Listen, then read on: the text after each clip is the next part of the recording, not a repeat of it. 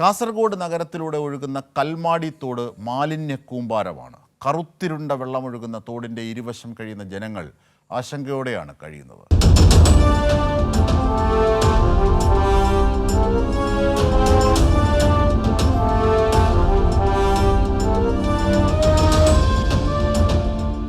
പാങ്ങുള്ള കാസർഗോഡ് ചുവരെഴുത്തിൽ മാത്രം.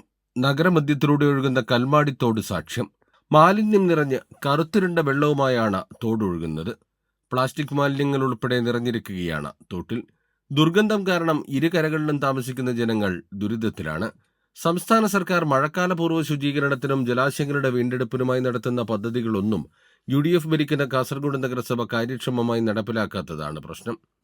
സംസ്ഥാന സർക്കാർ മഴക്കാലപൂർവ്വ ശുചീകരണത്തിനും ജലാശയങ്ങളുടെ വീണ്ടെടുപ്പിനുമായി നടത്തുന്ന പദ്ധതികളൊന്നും UDF ഭരിക്കുന്ന കാസർഗോഡ് നഗരസഭ കാര്യക്ഷമമായി നടപ്പിലാക്കുന്നില്ല.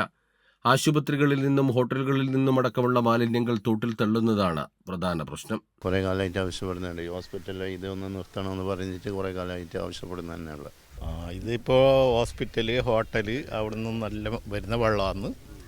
ഇതിൽ കൂടി ഇതിപ്പോൾ ഏറ്റവും ഇറക്കമുള്ളത് കൊണ്ടാണ് ഒരു സമാധാനം. ഇല്ലാന്നുണ്ടെങ്കിൽ നമുക്കിവിടെ നിൽക്കാനേ പറ്റില്ല.